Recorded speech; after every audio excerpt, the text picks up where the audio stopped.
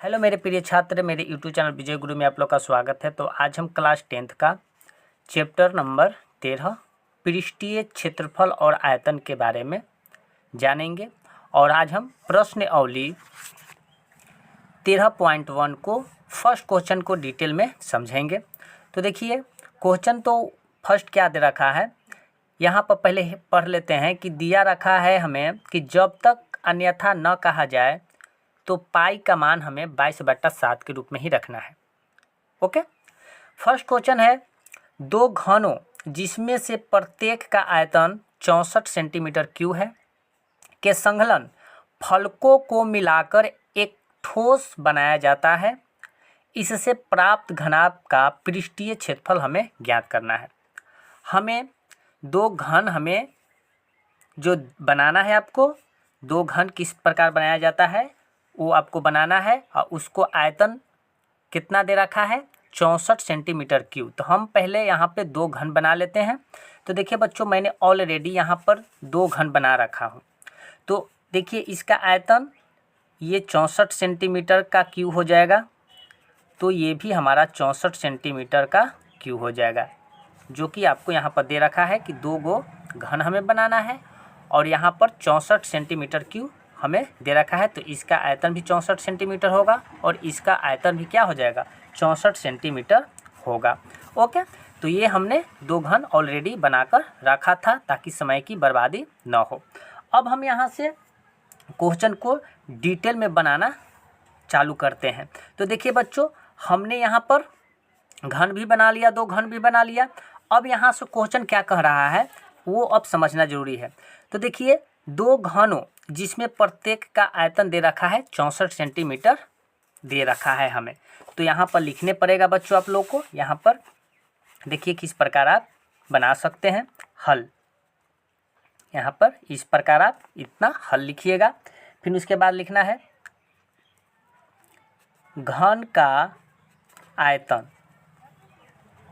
घन का आयतन, तो घन का आयतन तो हमें दे रखा है कितना, 64 सेंटीमीटर का क्यूब हमें दे रखा है। ओके, तो याद रखिएगा कि घन का आयतन जो होता है इसका एक फार्मूला होता है, भुजा क्यूब होता है।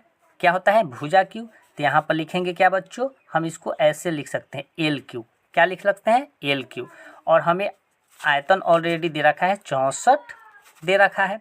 तो अगर क्यू ऊपर से हटाएंगे तो क्या हो जाएगा, एल बराबर, देखिए घनमूल जो आपको याद रखिएगा, घनमूल और वर्गमूल में अंतर होता है।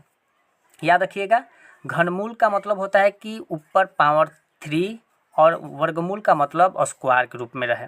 ओके, तो जब यहाँ पर क्यू हटाएंगे तो यहाँ अपरूपी क्या आ जाएगा, ये 64 जो आएगा रूट में आ जाएगा। क्या आ जाएगा, 64 रूट में, और ये आपको 3 यहाँ पर ऐड हो जाएगा। तो उसी प्रकार यहाँ पर एल इक्वल टू क्या होगा, 3 रूट। अब 64 का हम गुणनखंड करेंगे क्योंकि घनमूल हमेशा गुणनखंड विधि से ही निकाला जाता है। तो इसको कैसे हम करेंगे, तो जैसे लिख सकते हैं 4 गुने 4 गुने 4। ओके, और घनमूल हमेशा 3 गो पर जोड़ा लगता है और वर्गमूल 2 गो पर जोड़ा लगता है। तो एल इक्वल टू क्या हो जाएगा, तो ये 3 गो पर जोड़ा लगेगा तो 3 गो पर एगो बाहर आ जाता है। तो देखिए 4 3 गो है तो ये क्या आ जाएगा, ये 4 हमारा एक बाहर निकल के आ जाएगा। ये हमारा 4 क्या हो गया, बाहर निकल के आ गया।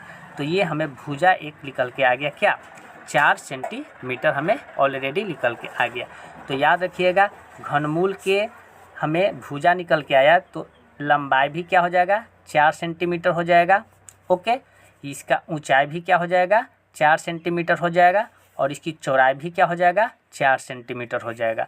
तो यहाँ पर हम घनमूल में क्या होता है, लंबाई चौड़ाई और ऊंचाई सभी के सभी बराबर होता है। एक तरह से ये वर्ग जैसा होता है जो कि आपको ये घनमूल दिख रहा है। तो ये आपको क्या हो जाएगा, लंबाई भी आपको 4 सेंटीमीटर हो जाएगा, चौड़ाई भी आपको 4 सेंटीमीटर हो जाएगा, और ये आपको ऊंचाई भी 4 सेंटीमीटर हो जाएगा। उसी प्रकार ये फर्स्ट घन है और दूसरों में भी क्या हो जाएगा, यहाँ पर भी 4 सेंटीमीटर हो जाएगा और यहाँ पर भी आपको 4 सेंटीमीटर हो जाएगा, और ये ऊंचाई, ये आपका चौड़ाई जो है ये भी आपको क्या हो जाएगा, 4 सेंटीमीटर हो जाएगा। तो चौड़ाई लंबाई अति चौड़ाई ऊंचाई और लंबाई ये आपको 4-4 सेंटीमीटर सब बराबर होता है। ओके, तो इस प्रकार हम यहाँ पर फिगर के सहारे हम यहाँ पर सब ऐड किए। अब यहाँ से क्या करना है बच्चों, अब क्वेश्चन कह रहा है क्या, यहाँ तक ले तो हमें भुजा मिल गया, भुजा जो हमें 4 सेंटीमीटर मिल गया। अब यहाँ पर कहा गया है संलग्न फलकों को मिलाकर एक ठोस बनाया जाता है। ये दोनों कहा गया है कि ये दोनों घन को हम मिला देंगे, यानी दोनों घनों को हम जोड़ेंगे, ये दोनों घनों को हम जोड़ेंगे तो ये घनाभ का रूप ले लेगा। तो जब ये दो घन को हम जोड़ेंगे तो क्या हो जाएगा, घनाभ बनेगा। और इसके पृष्ठीय क्षेत्रफल हमें ज्ञात करना है। देखिए घनाभ का पृष्ठीय क्षेत्रफल हमें ज्ञात करना है। तो देखिए ये दो घन को हम क्या करेंगे, जोड़ेंगे। तो यहाँ पर बच्चों मैं बता देना चाहता हूँ, ये घन दो घन को हम क्या करेंगे, किस प्रकार जोड़ेंगे। तो देखिए बच्चों मैंने ऑलरेडी यहाँ पर बना के रखा हूँ, ये घन और ये घन हमने दोनों को जोड़ दिया। तो देखिए पहला जो घन था उसकी लंबाई क्या था, 4 सेंटीमीटर था। ओके, और दूसरा के भी क्या था, 4 सेंटीमीटर था। ओके, तो देखिए केवल घनाभ जो होगा तो घनाभ में केवल लंबाई जो होगा केवल बढ़ेगा, और चौड़ाई जो होगा कभी नहीं बढ़ता है और न ऊंचाई कभी नहीं बढ़ता है। याद रखिएगा, केवल लंबाई बढ़ता है। तो घनाभ फर्स्ट घन और दूसरा घन ये दोनों को जोड़ें तो ये क्या बन गया, ये हमें घनाभ बना। क्या बना, घनाभ बना। और इसी घनाभ के पृष्ठीय क्षेत्रफल हमें निकाल लेना है। तो लंबाई केवल बढ़ता है, ऊंचाई और चौड़ाई कभी नहीं बढ़ता है। तो ये जो हो जाएगा, इसी प्रकार ये आपको 4 सेंटीमीटर ऊंचाई भी हो जाएगा और ये चौड़ाई 4 सेंटीमीटर हो जाएगा। मगर ये आप लोग समझ रहे होंगे कि जब लंबाई बढ़ा तो ऊंचाई भी बढ़ना चाहिए और चौड़ाई भी बढ़ना चाहिए। ये कभी नहीं होता है, केवल दो घन को जोड़े तक केवल इसमें लंबाई आपको बढ़ जाएगा और ऊंचाई और चौड़ाई बराबर, यानी वो दोनों नहीं बढ़ता है। 4 है तो 4 रहेगा। तो आपको यहाँ पर जो बच्चों घनाभ के लंबाई जो हो जाएगा कितना हो जाएगा, आपको 8 सेंटीमीटर हो जाएगा। कितना हो जाएगा, 8 सेंटीमीटर होगा। तो देखिए अब हमें क्या हो गया बच्चों, देखिए ये हमें लंबाई मिल गया 8 सेंटीमीटर, ऊंचाई हमें मिल गया कितना, 4 सेंटीमीटर, और ये चौड़ाई आपको मिल गया कितना, 4 सेंटीमीटर। तो आप यहाँ पर लिख सकते हैं कैसे, थोड़ा साइड कर लेते हैं, ये आपको फिगर आपको बनाना ही होगा बच्चों। तो देखिए अब यहाँ पर हम लिख सकते हैं एल हमें मिला कितना, लंबाई 8 सेंटीमीटर लिख लिए। ओके, अच्छा बी कहे तो चौड़ाई हमें कितना मिला, 4 सेंटीमीटर। ओके, एच कहे तो हाइट, ऊंचाई हमें कितना मिला, वो हमारा 4 सेंटीमीटर मिला।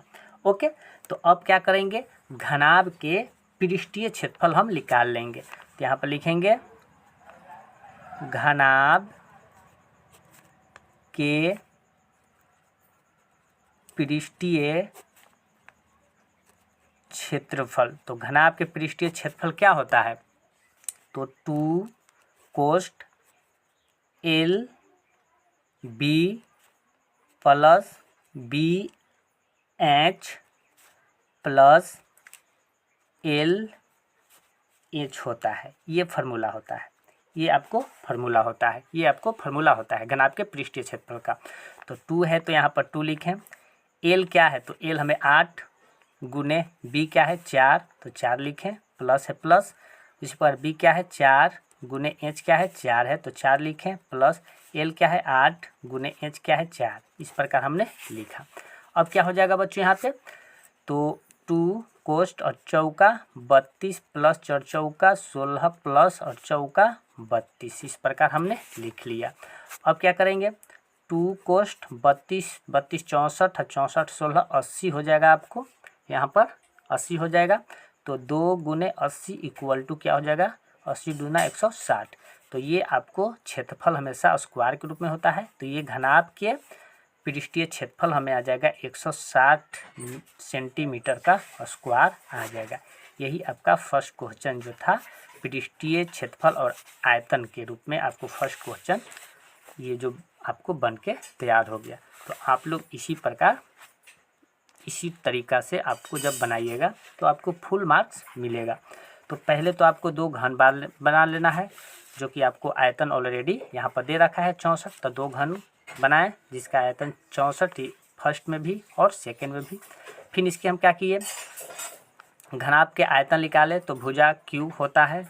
तो यहाँ पर उसी प्रकार एल क्यू इक्वल टू आयतन तो दे रखा है, उसी प्रकार ये प्रक्रिया किए और उसके बाद फिर क्या किए, हमें एल मिल गया, लंबाई मिल गया, चौड़ाई मिल गया और ऊंचाई मिल गया। तो घनाभ के यानी फिर घन को हम दो घनों को जोड़ेंगे तो उसको घनाभ बनाने के लिए कहा गया था। तो जब दो घन जोड़े तो घनाभ बना, तो घनाभ के पृष्ठीय क्षेत्रफल हमने निकाला। तो घनाभ के पृष्ठीय क्षेत्रफल का फॉर्मूला ये होता है और उसके अकॉर्डिंग हमने यहाँ पर पूरा प्रोसेस के साथ आपको मान को पुट करते चले हैं। तो ये घनाभ के पृष्ठीय क्षेत्रफल निकल के हमें 160 सेंटीमीटर स्क्वायर निकल के आया। तो आज की क्लास बच्चों हम यहीं पे समाप्त करते हैं। अगर वीडियो अच्छा लगा हो तो लाइक, सब्सक्राइब एंड शेयर जरूर करें और अपने दोस्तों के साथ अधिक से अधिक शेयर करें। जय हिंद।